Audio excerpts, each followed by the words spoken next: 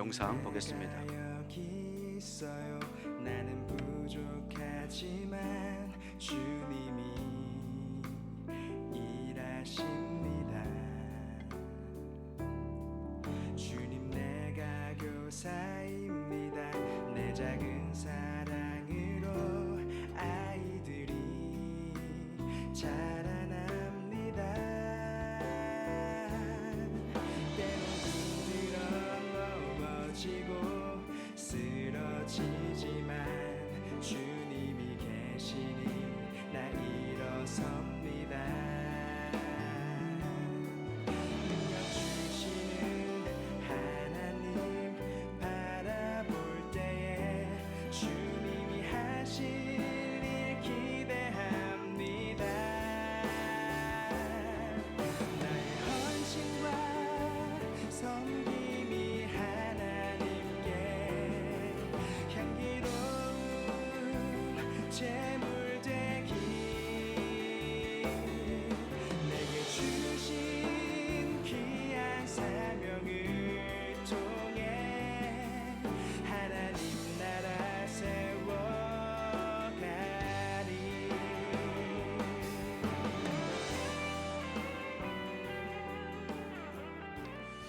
우리 교회학교 교사들을 위해서 우리 응원의 박수 한번 하겠습니다.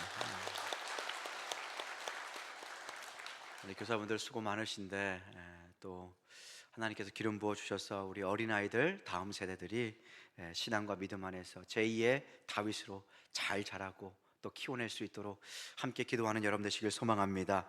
우리 한 주간 동안 믿음의 선한 싸움을 싸우고 오늘 생명의 자리, 은혜의 자리에 오셨습니다. 오늘 이 예배를 통해서 하나님께서 우리에게 새 힘과 새 능력을 공급하여 주실 줄로 믿습니다. 한 주간 동안 수고한 우리 믿음의 형제자매들과 이렇게 한번 인사했으면 좋겠습니다. 싸워서 승리하는 성도가 됩시다.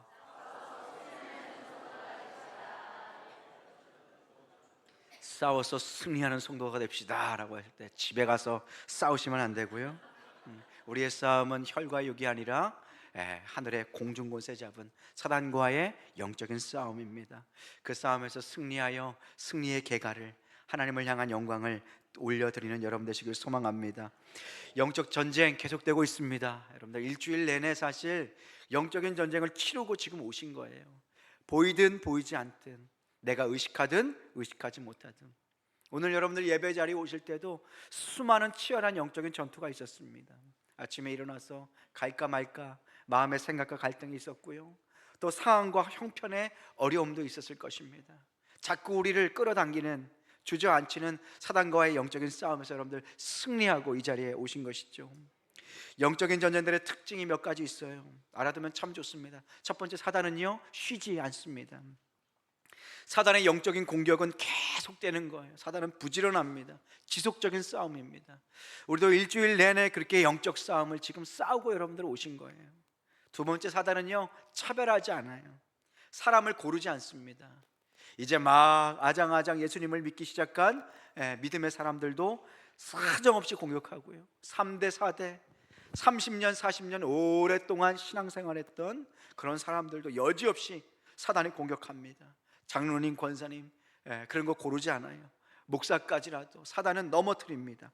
차별하지 않습니다. 여기에서 예외는 없어요. 나는 예외지, 결코 그렇게 이루어지지 않습니다. 사단은요 그리고 공격할 때 타이밍을 얼마나 잘 맞추는지 모릅니다. 우리가 넘어지기 쉬울 때, 공격하기 좋을 때 타이밍을 절대로 놓지 않아요. 우리가 잘 되고 성공했을 때, 교만했을 때, 그때 사단은 여지없이 우리를 공격합니다. 때로는 우리가 마음을 먹고 주님의 일을 하기 시작할 때, 직분을 주셔서 그 직분에 맞는 일을 하기 시작할 때, 때로는 봉사의 일을 하기 시작할 때, 때로는 제자훈련, 양육훈련, 이 훈련을 시작할 때 사단은 놓치지 않습니다. 그 사람을 주저앉히고 하지 못하는 여러 가지 이유들을 만들어내는 것이죠.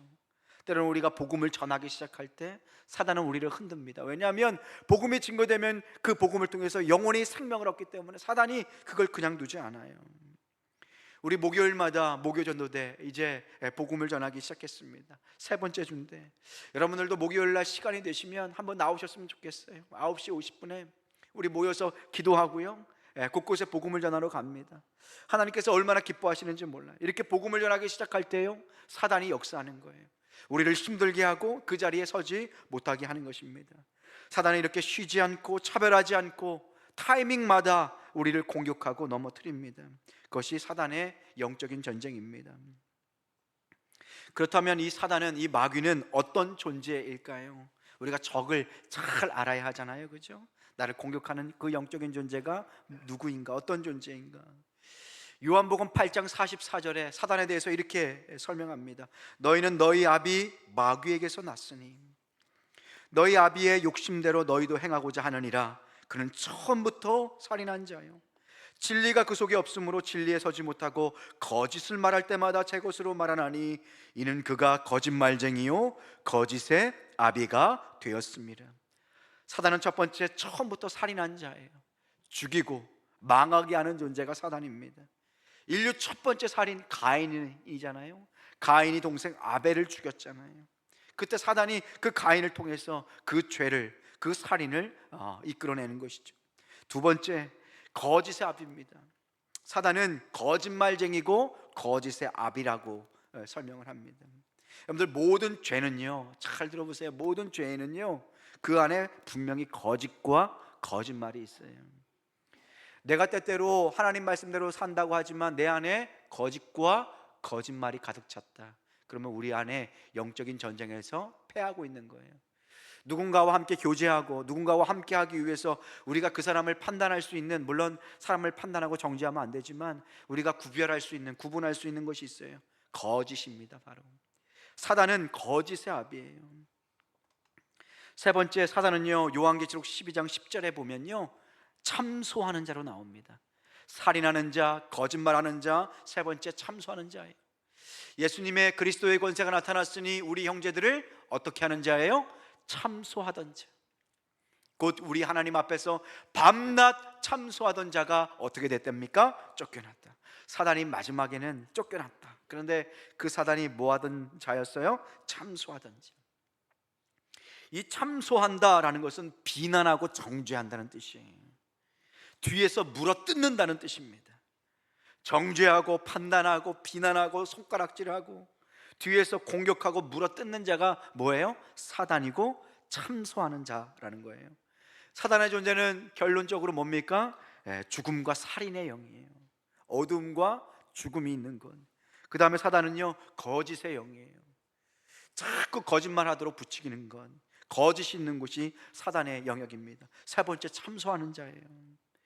자꾸 깎아내리고 정죄하고 비난하고 그 사람을 뒤에서 물어뜯는 것, 그것이 참소하는 사단의 영입니다.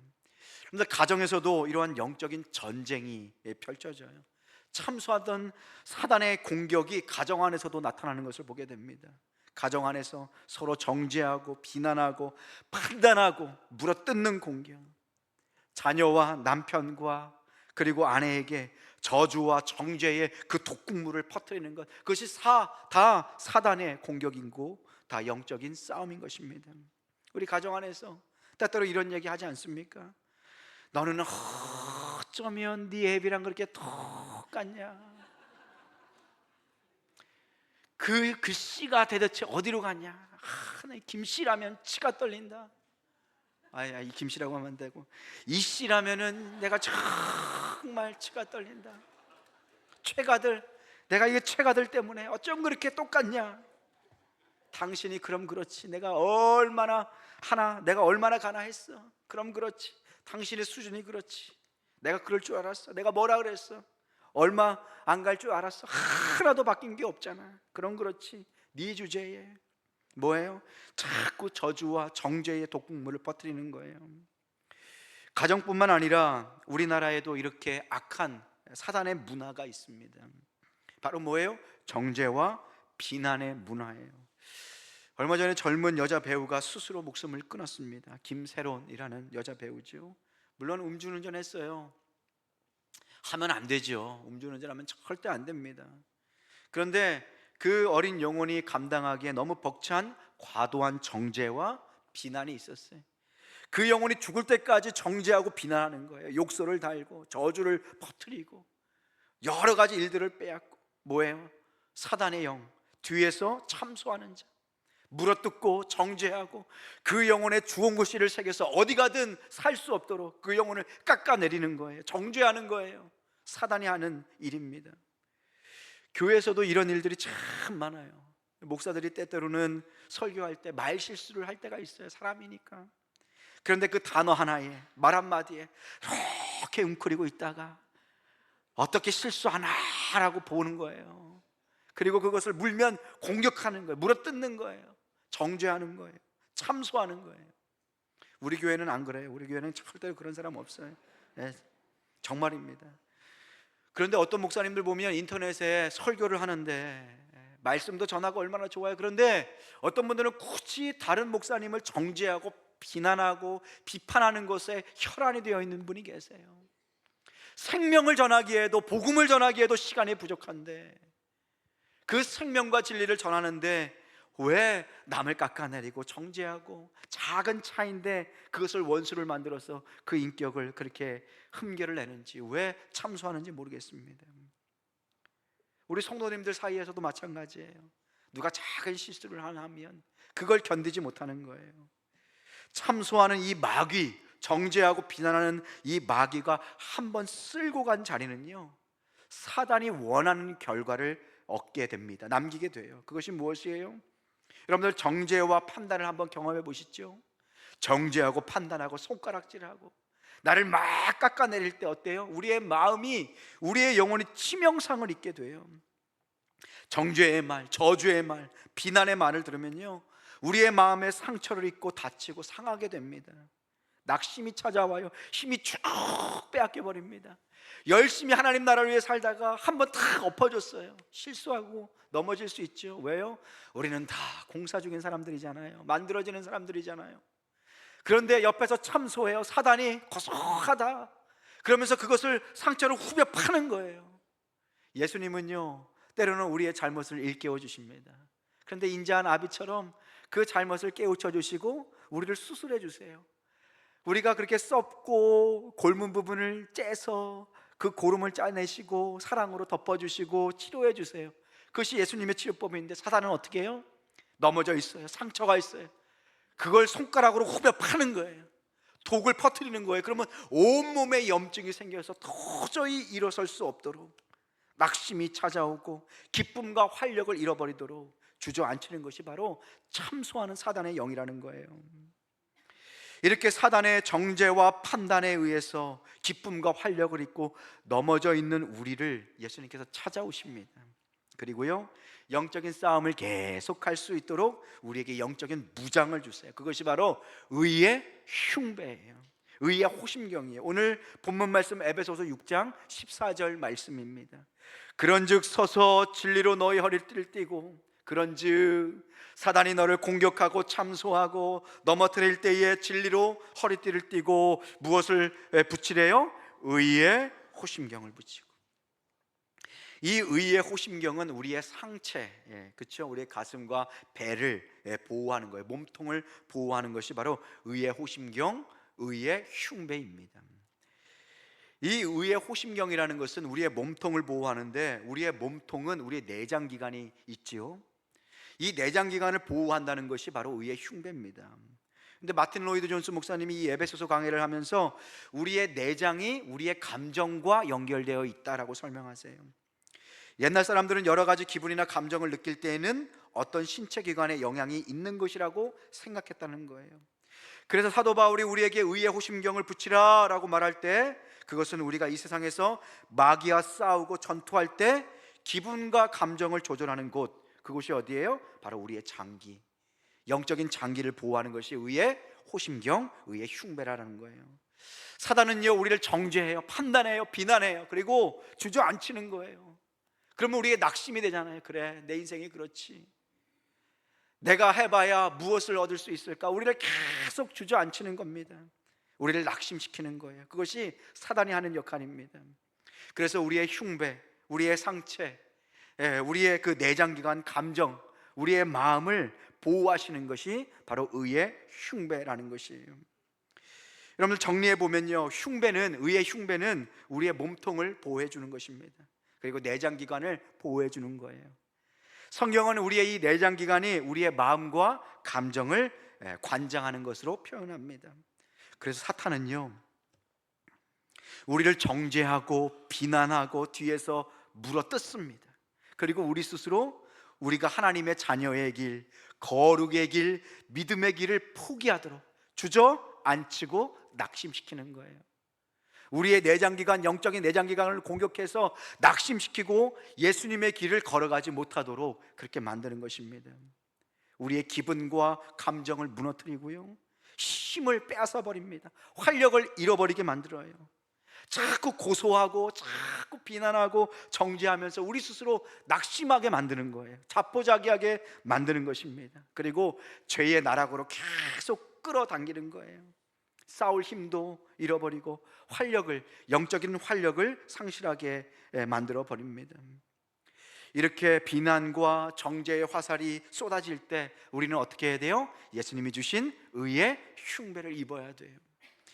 의의 호심경을 입고 사단과 싸워야 합니다. 우리의 마음과 생각을 지켜야 한다는 거예요. 그런데 이 흉배는요, 뭐의 흉배라고 설명하여? 의의 흉배.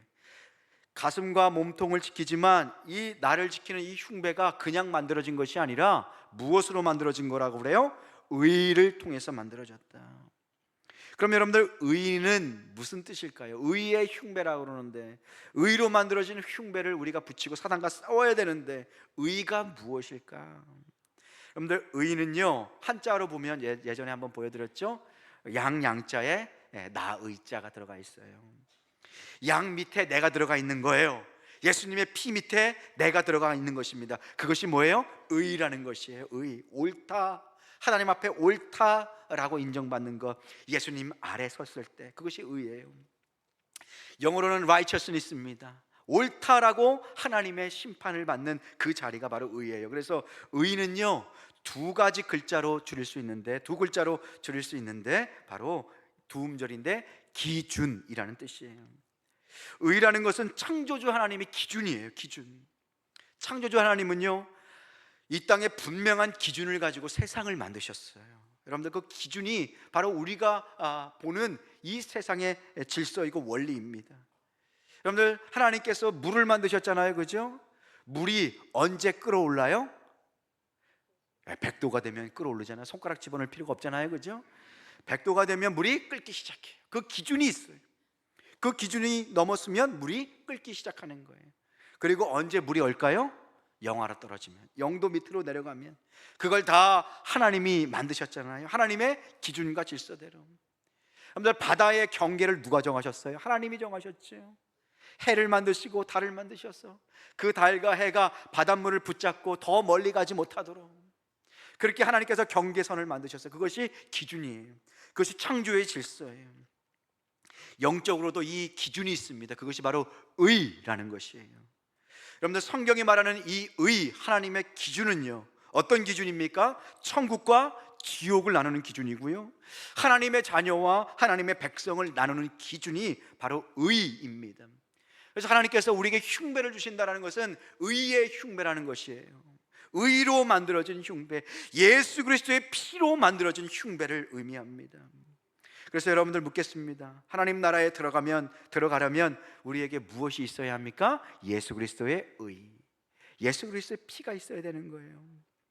하나님 앞에 서려면 우리가 무엇을 갖고 갈 수 있어요? 예수 그리스도의 십자가의 의, 하나님의 기준을 가지고 우리가 설 수 있는 거예요. 그 기준이 바로 의라는 것입니다. 그래서 여러분들, 하나님 심판대 앞에 서게 되실 거예요. 하나님의 심판대, 무슨 심판이 있어요? 아니요, 분명히 있습니다. 여러분들, 학교를 다녀서 학년을 마칠 즈음에 뭐를 해요? 시험을 보잖아요. 심판을 하잖아요. 여러분들, 학교를 다니고 또 어느 학교에 들어가고 졸업할 때 시험을 거치는 것처럼 우리의 인생, 이 큰 선물을 받았는데 하나님께서 결산하지 않겠습니까? 반드시 결산한 날이, 하나님 앞에 설 날이 있다라는 거예요. 그런데 반드시 심판대 앞에 여러분들 서게 될 텐데, 그때 얼마나 두렵고 떨림으로 서겠어요? 그때 여러분들 준비할 세 가지를 알려드립니다. 여러분들 잘 기억해 보세요. 첫 번째, 무엇입니까? 미소를 준비하셔야 돼요. 미소. 무슨 미소인가. 여러분들 두렵고 떨림으로 저 심판대 앞에 선 거예요. 이제 모든 것이 들통나겠구나 라고 심판대 앞에, 하나님 앞에 서는데 저 멀리서 심판대 앞에 근엄하게 계신 분이 있어요. 그런데 이렇게 자세히 보니까 내가 아는 사람이에요. 사람이 아니죠. 내가 아는 분이에요, 모르는 분이에요. 다시 한번요. 저 멀리 심판대에서 누가 계시는데 내가 아는 분이에요, 모르는 분이에요? 아는 분이에요. 그러니 어떻게 해요? 우리가 미소를 지을 수밖에 없죠. 두렵고 떨렸는데 내가 아는 분이 저 계시는 거예요. 그분이 누구세요? 예수님, 심판장 되시는 예수님. 어린아이가 엄마를 잃어버렸어요. 막 엄마를 찾고 있는데 저 멀리서 누가 보여요? 엄마가 보여요. 그러면 애가 표정이 어떻게 해요? 쫙 변하잖아요, 그죠? 그러면서 엄마에게 쫙 달려가잖아요. 그 앞에 아빠가 이렇게 있어도 피해서 도망가서 엄마한테 이렇게 가잖아요. 바로 그거예요. 하나님 앞에 설 때, 심판대 앞에 설 때 우리에게 미소가 있어요. 두 번째, 반가운 인사가 있어요. 반가운 인사. 예수님을 만났는데 그 반가운 얼굴, 우리 주님 얼굴 보잖아요. 그러면 어떻게 해요? 주님께 반가이 인사를 하겠죠. 그런데 어떤 분은 처음 뵙겠습니다. 제 아내를 통해서 얘기 많이 들었습니다. 그러면 안 되잖아요. 예수님께 인사하되 정말 사랑하는 사람을 만난 것처럼 그렇게 주님 앞에 반가운 인사, 주님 뵙고 싶었습니다, 주님 감사합니다, 모든 것이 주의 은혜였습니다, 이렇게 인사를 하잖아요. 세 번째, 우리가 가져가야 될 것, 정말 중요한 것이 있어요. 그것은 바로 정답입니다. 정답. 이것은 하나님이 우리에게 주신 그 질문에 대한 답이에요. 하나님은 우리에게 물으실 거예요. 너가 이곳에 들어갈 수 있는 기준을 갖고 있느냐? 너에게 이 기준을 충족할 수 있는 의가 있느냐? 하나님의 기준에 충족되는 의가 있느냐 물으실 거예요. 그럼 여러분들 어떻게 대답하셔야 합니까? 우리에겐 정답이 있어요. 어떤 정답입니까? 하나님, 저에게는 의가 없습니다. 제 안에는 없습니다. 그러나 그 의를, 그 기준을 나에게 주시는 분이 계십니다. 그것은 저를 위하여 저를 사랑하셔서 제가 죽어야 할 그 자리에 나를 대신해서 죽으신 분이 계십니다. 그분께서 나에게 당신의 의를 주십니다. 그분은 나의 주님, 나의 아버지 예수님이십니다.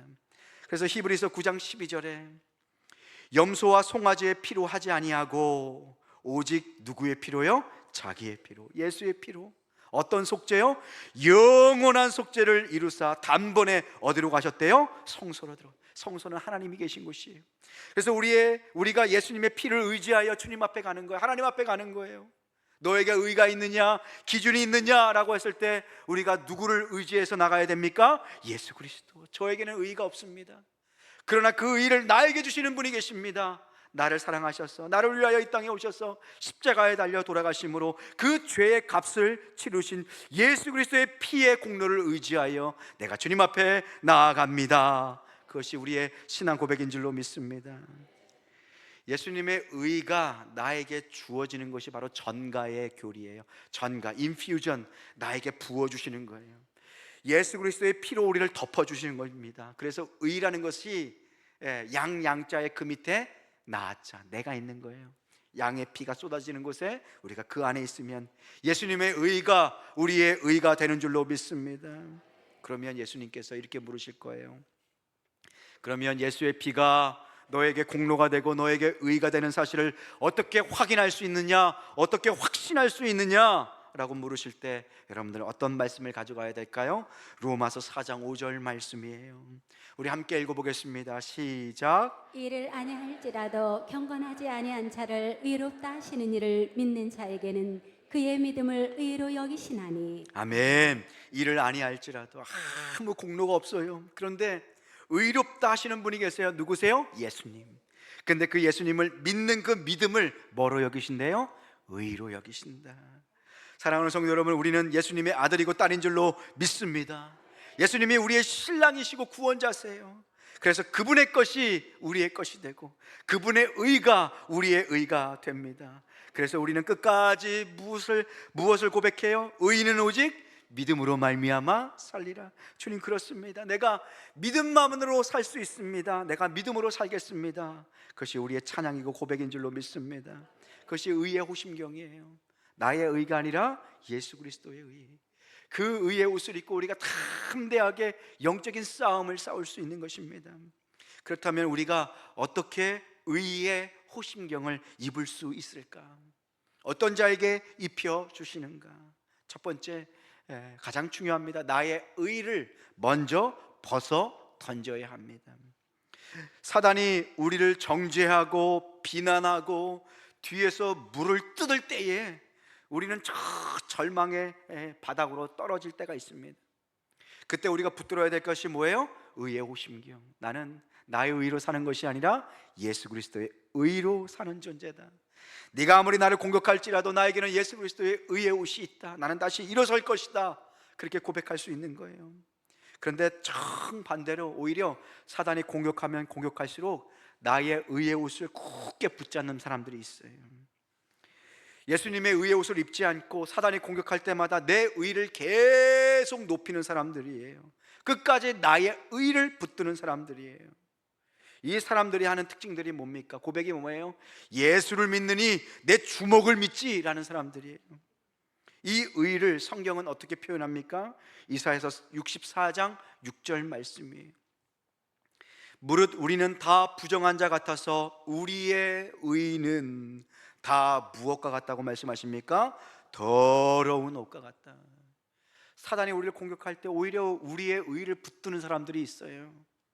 사단이 우리를 참소할 때 이 더러운 옷 같은 우리의 의를 붙들고 의지하는 사람들이 있다는 거예요. 오히려 우리의 의를 하나님보다 더 높이 세우는 사람들이 있어요. 내 스스로가 정의와 옳음의 기준이 되어버리는 거예요. 그러면서 내가 정의의 기준이 되니까 나와 싸우는 사람들은 다 뭐가 되는 거예요? 악이 되는 거예요. 그래서 과격하고 폭력적인 그 옳음의 싸움, 그 나의 의를 높이는 싸움을 시작합니다. 그것이 나의 의를 믿는 사람들의 삶의 모습이에요. 캄보디아에 가보면요, 폴포트라는 사람이 있어요. 지금 물론 죽었지만 그런 사람이 있었어요. 그 사람이 부잣집 아들이고 공부도 많이 했어요. 그런데 자기 의로 가득 찼어요. 어떤 의입니까? 마르크스주의자였어요. 내가 이 나라 내가 정의롭게 세워보겠다. 그 정의가 뭐예요? 나의 정의, 나의 의예요. 그것이 이 땅을 다 공산주의로 만들어서 내가 다스리는 의로운 나라를 만들어 보겠다라고 생각한 거예요. 그러면서 몇 명을 죽였을까요? 100만 명을 죽였어요. 100만 명. 그 나라의 4분의 1의 인구였어요. 그래서 캄보디아에 가보면요, 그 킬링필드에 있는 가보면 사람들의 그 해골을 산처럼 만들어 놨어요. 얼마나 많은 사람이 죽었는지 몰라요. 뭐예요? 나의 의를 붙잡을 때, 내 의가 사단이 공격할 때마다 하나님보다 더 높아질 때 내가 정의와 기준이 되는 거예요. 그럴 때요, 무서운 싸움, 과격하고 폭력적인 그 오름의 싸움이 시작되는 거예요. 우리가 운전할 때도 그렇잖아요. 잘못된 길에 들어가지고 이 다른 차선으로 옮길 때 아유 좀 피해 주세요 라고 하는 마음이 생기잖아요. 그럼 깜빡이를 탁 놓으면 어떻게 해요? 옆에 차가 양보를 해주지 않고 더 빨리 이렇게 달려오잖아요. 그죠? 못 들어온다고. 그런데 우리가 이 상대편에 운전을 할 때 쫙 가다가 옆에 차가 딱 끼어들 때 어때요? 기분이 상당히 나빠지잖아요. 그죠? 그리고 우리도 정의의 사도가 되어서 뒷차를 생각해가지고 나 때문에 그런 거 아니라 정의를 세우기 위해서 안 비켜주고 쫙 이렇게 가잖아요. 누가 이렇게 신호를 어기거나 막 자기 멋대로 운전하면 정의의 사도가 되어가지고 막 분노하잖아요. 그죠? 저만 그러나요? 나의 의를 막 높이는 거예요. 사도 바울은 빌립보서 3장 8절에 이런 자기 의를 배설물처럼 버렸다라고 합니다. 여러분들, 자기 의를 하나님 의 대신에 사는 인생은요, 고단합니다. 고단해요. 왜냐하면 나에게는 없는 의를 만들어내야 되기 때문에 쥐어짜는 인생을 사는 거예요. 하나님 노릇할 수 없는 자가 하나님 역할을 하려고 하니까 얼마나 힘들겠어요. 그러니 늘 자기 의를 가지고 사는 사람은 고단합니다. 힘들어요. 두 번째, 자기 의를 가지고 사는 사람들은요, 늘 가면을 써야 됩니다. 나에게 없는 의를 쥐어짜서 만들어야 하니까 어떻게 해요? 결국에는 가면을 쓰게 되는 거예요. 가면을 쓴 가짜 인생을 사는 겁니다. 그러니 얼마나 피곤해요. 속이면서 사는 인생, 가면을 쓰는 인생. 이 가면은 두꺼운 화장을 의미해요. 여러분들 우리 여성 자매 여러분들 동창회 만나고 그러면 이뻐 보여야 되잖아요. 그러면 화장을 얼마나 했는지 씻고 나면 1kg가 빠지잖아요, 그죠? 두꺼운 화장, 가면과 같은 화장 그거 하고 나면은 여기 저기 빗자루도 붙이고 뭐 여러 가지 다 붙여요. 그러면은 저녁에 집에 가가지고 싹 씻으면 딴 사람이 탁 나오잖아요. 이 두꺼운 화장 지우면 어떻게 해요? 개운하잖아요. 가면을 쓰는 것이 바로 그거거든요. 나에게 없는 의의를 쥐어짜서 만들어야 되는 나의 의로 사는 인생은요 늘 가면을 씁니다. 가면을 쓰는 고단한 인생을 살다 보니까 어떻게 해요? 늘 배타적인 인생을 살게 돼요. 왜? 나를 들킬까 봐. 가까이 오지 말라는 거예요. 나의 본 모습을 들킬까 봐 늘 조마조마한 인생을 사는 거예요. 그러니까 진실되고 진정한 인간관계가 불가능한 거예요. 교회 안에서는요 다 죄인들의 모임이에요. 너도 죄인, 나도 죄인, 우리도 죄인, 다 죄인이다. 그런데 누구 때문에 살게 됐습니까? 예수 그리스도. 예수님께서 용서해 주시고 서로를 긍휼히 여기고 서로를 위해서 기도하라고 모여주셨어. 우리는 나의 의가 아니라 예수님의 의를 자랑합니다. 나의 약함을 자랑하고 나의 약함을 고백합니다. 그럴 때 약할 때 강함 되시는 구주님을 찬양하는 거예요. 그런데 가면을 쓰고 나의 의를 붙들고 사는 사람들은 언제나 배타적인 외로운 삶을 살게 되는 거예요. 진정한 인간관계, 진실된 인간관계가 불가능한 거예요. 그리고 나의 의를 붙들고 사는 사람은 누군가의 말 한마디로요 인생의 모든 것이 무너져요. 사단의 한마디, 누군가의 한마디에 인생이 흔들리는 거예요. 왜냐하면 나의 의만 붙들고 살기 때문에. 그러다가 나의 의가 무너지는 순간 어떻게 해요? 끝없이 추락하는 거예요. 위대한 여러분들 정치인들 있잖아요. 유명한 연예인들, 그 작은 것 하나 때문에 우리가 생각하면 왜 저것 때문에 죽지라고 생각하잖아요. 그런데 그것 때문에 죽는 거예요. 왜요? 나의 의, 나의 우상이 깨어졌기 때문에. 하나님처럼 섬기던 나의 의가 하루아침에 무너지고 허물어지는 것을 견딜 수 없는 거예요. 우리는 이미 다 그것을 경험하고 예수님의 의를 붙들고 사는데 저들은 그의 의를 붙들고 사는 거예요. 그래서 우리는 냄새나고 악취나는 우리의 죄악된 의를 벗어버려야 합니다. 그래야 하나님의 의로운 옷을 입을 수 있습니다. 우리의 죄악됨과 연약함을 제대로 직시해야 돼요. 직면해야 돼요. 내가 얼마나 추악하고 더럽고 악한 존재인지, 얼마나 교만하고 가식적인 존재인지, 죄악으로 가득 차서 영적으로 오염되고 거짓이 아닌 곳이 없는 죄 덩어리임을 직시하고 직면해야 예수님의 십자가를 붙들 수 있게 됩니다. 그것이 죽음과 심판 앞에서 죽을 수밖에 없는 자신의 모습을 깨닫고 예수님의 십자가를 바라봤던 이스라엘의 모습 아닙니까? 민수기 21장 9절 말씀이에요. 모세가 놋뱀을 만들어서 장대 위에 다니 뱀에 물린 자가 무엇을 쳐다본 즉 살았어요? 놋뱀을 쳐다본 즉 살더라. 근데 놋뱀이 뭐예요? 왜 놋뱀을 바라볼 때 산다고 하셨을까요? 놋뱀은요 이스라엘 백성이 하나님을 원망하고 저주하고 다시 애굽으로 돌아가리라 했던 나의 죄성, 우리의 무능력, 우리의 더러움, 우리의 반역을 보여주는 모습이에요. 저 놋뱀은 죄의 저수지이고 죄의 근원이에요. 그래서 하나님께서는 그 놋뱀을 바라봐라 라는 것은 너의 죄를 직시하라, 죽을 수밖에 없는 너의 처지를 바라봐라 라는 거예요. 너의 불순종과 너의 완악함을 쳐다봐라. 나의 소망이 다 사라진 그곳, 나의 죄악이 다 밝혀진 그곳, 그 놋뱀을 바라볼 때 그때야 비로소 무엇을 바라볼 수 있게 돼요? 그 놋뱀 위에 달린 예수 그리스도, 내가 달려서 죽어야 할 그 자리에 달리신 예수님의 십자가를 바라볼 수 있게 되는 것입니다. 그래서 하나님은 그 놋뱀을 바라보라 그러는 거예요. 그 놋뱀의 자리에 누가 달리셨습니까? 예수님께서. 요한복음 3장 14절 15절 말씀입니다. 우리 함께 이 말씀 읽어보겠습니다. 시작. 모세가 광야에서 뱀을 든 것 같이 인자도 들려야 하리니 이는 그를 믿는 자마다 영생을 얻게 하려 하십니다. 아멘. 모세가 광야에서 뱀을 든 것 같이 내가 그 자리에 서야 할 것이다. 그래야 네가 살 수 있다. 너희들을 살릴 것이다. 예수님의 약속이고 사랑인 줄로 믿습니다. 그래서 우리는요 이 세상을 살면서 사단이 우리를 참소하고 공격할 때에 나의 의, 더러운 의 이것을 벗어던지고 예수 그리스도의 십자가로 만들어진 그분의 보혈의 능력으로 만들어진 의의 흉배를 입고 영적인 싸움을 싸워야 될 줄로 믿습니다. 사단이 우리를 공격할 때 야, 집사인데 그러냐, 권사인데 그러냐, 목사인데 그러냐, 얼마나 초라하고 연약하냐, 니까짓 게 예수 믿는다고, 니까짓 게 천국 간다고 그렇게 얘기할 때 우리는 어떻게 해야 합니까? 그래, 맞다, 나는 못난 죄인이다, 더 못난 죄인이다, 네가 얘기한 것보다 더 악하고 초라한 존재이다. 그러나 나는 나의 힘으로 사는 존재가 아니다. 나는 나를 위하여 예수님께서 십자가에 달려 돌아가셨어. 그 십자가의 능력과 그 사랑으로 사는 존재이다. 나는 나의 의를 신뢰하지 않는다. 나는 예수님의 십자가만은 붙든다. 고백할 수 있는 여러분 되시길 소망합니다. 그것이 우리의 정체성이고 우리의 능력인 줄로 믿습니다.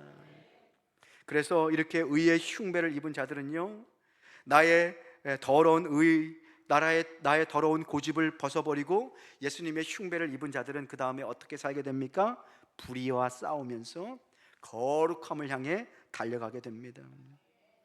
예수님의 의의 흉배를 입은 자들은 이제 더 이상 두려움이 없어요. 예수님께서 의의 흉배를 입혀주셔서 이제 의로운 싸움을 싸우게 됩니다. 예수님의 능력으로 이 세상을 살게 되는 거예요. 여러분들, 의의 흉배는 사실 예전에 이렇게 입을 때 철로 만들지 않고 가죽으로 만들었어요. 가죽. 여러분 생각해 보세요. 가죽으로 만들었어요. 누군가가 전쟁통에서 칼에 찔리고 화살로 막 쐈는데 그 흉배, 가죽으로 만든 흉배가 나를 살려주고 지켜줬어요. 그럼 그 가죽, 그 의의 흉배가 얼마나 감사하겠어요. 가죽으로 만들어졌다는 사실을 기억하시고, 여러분들, 아담과 하와가 타락했을 때 그 스스로 부끄러움을 알고 나뭇잎으로 이렇게 대충 옷을 만들었어요. 그런데 하나님께서 아담과 하와에게 무엇으로 옷을 만들어 주셨어요? 가죽으로. 그들의 수치를 가리워 주었어요. 부끄러움을 가리워 주었어요. 그 동물의 희생 제사를 통해서 나중에 그 양 대신, 동물 대신 누가 돌아가신 거예요? 예수 그리스도. 당신께서 생명의 값을 치러 주신 거예요. 의의 흉배는 사실 예수 그리스도의 보혈로 만들어진 흉배예요. 우리가 예수 그리스도로 옷을 입는 겁니다. 그러니 이제는 내가 사는 것이 아니라 누구를 위해 사는 인생이 되는 거예요? 예수 그리스도를 위해 사는 존재가 되는 거예요. 예수 그리스도로 옷을 입은 자들은요, 예수 그리스도의 심장이 뛰는 자들입니다. 예수 그리스도의 심장이 뛰는 자들은요, 예수 그리스도의 피를 소유한 자예요. 여러분들, 의의 흉배는 가장 중요한 이 예수님의 십자가 사랑, 십자가의 심장을 보호합니다. 예수님의 심장을 갖고 있는 자들은요, 그 안에는 예수님의 피, 그 예수님의 피가 흐르는 자는 예수님의 삶, 예수님의 거룩의 그 사명을 살게 되는 거예요. 예수님의 심장을 가진 자들은요, 의의 흉배를 입은 자들은 이제 예수님의 마음으로 예수님의 뜻을 가지고 예수님의 거룩한 본성을 가지고 죄와 싸우는 거룩한 싸움을 싸우게 됩니다. 예수님을 따라 사랑으로 세상을 섬기고 예수님을 따라 동행하며 예수님이 싸우셨던 그 자리에서 같이 영적인 싸움을 싸우게 되는 거예요. 여러분들, 이 의의 갑옷을 입은 사람들, 의의 흉배를 입은 사람들은 이제 작은 예수가 되어서 예수님의 생명값으로 사는 존재가 됩니다. 여러분들, 앞으로 살아가실 때 예수님께서 싸우셨던 그 거룩한 싸움, 의의 싸움을 함께 싸워 나가는 여러분 되시길 소망합니다.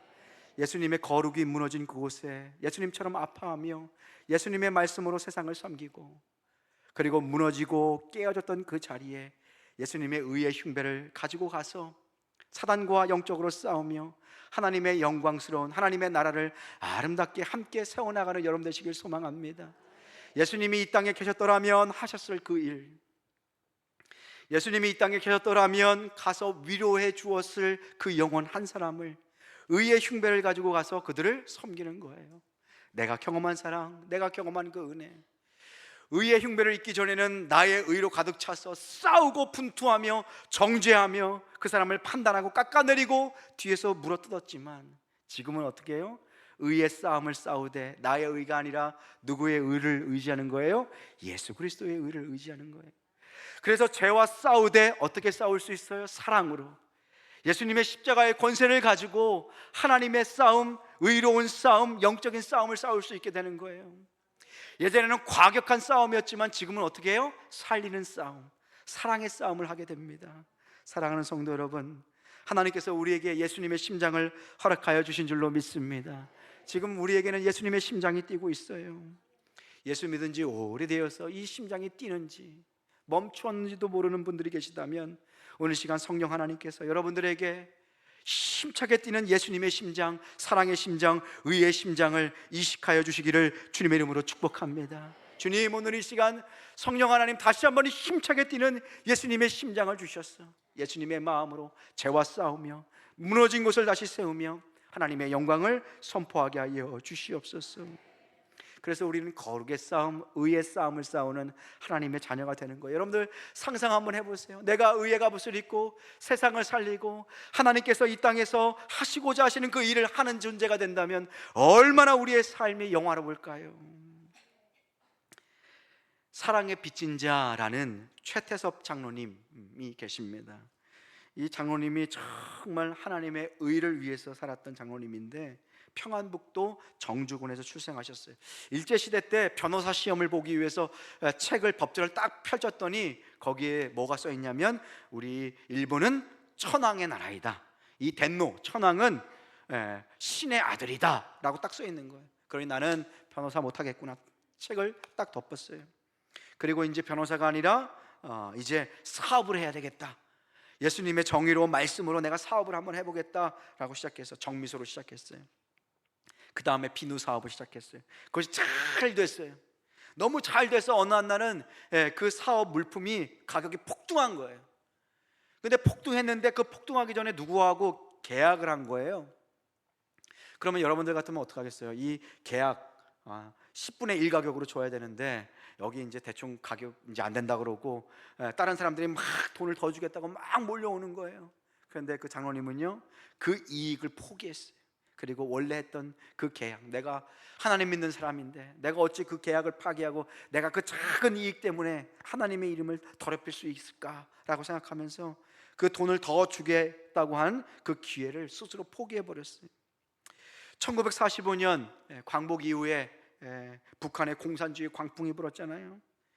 그때 부르주아를 죽창에 찔러서 죽여야 된다라고 죽을 위기에 처했지만 노동자들이 다 한결같이 일어서서 이 장로님 살려야 된다고 해서 이 최태섭 장로님이 간신히 살았어요. 일사후퇴하는 날에 이 장로님이 갑자기 은행을 찾아간 거예요. 은행을 찾아갔어요. 은행원들도 이제 막 일사후퇴 막 피난 가려고 하는데 누가 들어와가지고 원일인가 했더니 이 최태섭 장로님이 돈을 갚겠다라는 거예요. 은행에 꺼간 돈을 갚겠다고, 돈을 빌리는 것이 아니라. 그래서 이 사람이 은행 직원이 화가 확 난 거예요. 아니 지금 죽을지 살지도 모르는데 돈을 뭐하러 갚냐고, 빨리 가시라고, 나도 지금 빨리 가야 된다고. 그러니까 이 장로님이 하시는 말씀이 맞습니다. 언제 죽을지 모르니까 내가 꺼간 돈은 반드시 갚아야 됩니다. 우리랑 생각이 틀리죠? 우리 같으면 얼른 도망갔을 텐데, 야 그거 다 불타 없어지면 좋겠다, 돈을 더 빌렸을 걸. 그런데 그 장로님은요, 그 돈을 끝끝내 갚았어요. 고집을 꺾고, 두 고집이 싸우다가 고집을 꺾고 끝끝내 갚고 그렇게 제주도까지 가셨다 그래요. 그렇게 제주도까지 가가지고 사업을 다시 시작하는데 이제 미군에 군납을 하게 되었어요. 근데 자금이 하나도 없는 거예요. 뭐 여기가 친척이 있겠습니까? 뭐가 있겠습니까?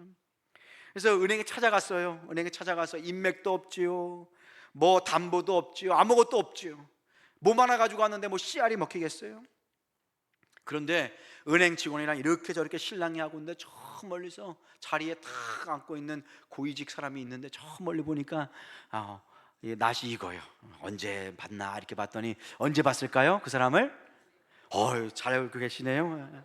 눈치가 백단이시. 그 일사후퇴 때 그렇게 옥신각신 싸웠던 그 은행원이 저기 앉아 있는 거예요. 그래서 인사를 한 거예요. 인사를 하고 이만저만해서 내가 돈을 빌려야 한다, 사업을 해야 한다. 그때 담보도 없이 얼마를 빌려줬냐면 2억을 빌려줬대요. 2억을. 여기 3분은 잘 놀라시네요. 2분은 돈이 많아서 그런지 하나도 안 놀라시다. 집에 다 2억씩 있으니까. 여러분들 2억, 지금 돈으로 2억도 큰 돈이지만 예전에 그 6.25 전쟁 때 2억 아마 지금 생각하면 거의 뭐 200억을 넘는 돈이 아닐까. 그래서 그 돈을 가지고요, 한국 유리 이 사업이 일어서게 됐어요. 이 경영자, 이 장로님은요, 경영자는 이렇게 얘기하셨다고 그래요. 경영자는 하나님이 주신 것을 관리하는 청지기에 불과하다. 깨끗하게 살려고 의로운 싸움, 의의 싸움, 예수 그리스도의 흉배를 붙이고 하나님 나라를 세워갔더니 하나님께서 아름답게 이 장로님을 사용하신 것을 보게 됩니다. 오늘도 한 주간 동안 여러분들 의의 싸움, 그 거룩의 싸움을 싸워 나가실 것입니다. 때로는 쓰러지고 넘어질 것입니다. 그럴 때 우리는 무엇을 붙들어야 합니까? 나의 의가 아닙니다. 썩은 걸레 같은 나의 의가 아니라 예수 그리스도의 의, 그 의의 흉배를 붙일 수 있는 여러분 되시길 소망합니다. 사단의 우리를 공격할지라도 나는 나의 의가 아니라 예수님의 의, 예수님의 기준으로 사는 존재이다. 그래서 망가지고 깨어진 곳에 예수님의 사랑을 가지고 가서 그것을 고치고 선한 싸움, 믿음의 싸움을 싸움으로 예수님의 나라를 든든하게 세워가는 여러분 되시기를 주님의 이름으로 축복합니다. 오늘 시간 말씀을 기억하면서 함께 찬양했으면 좋겠어요. 제가 말씀을 준비하면서 이 찬양 저의 가슴을 울렸습니다.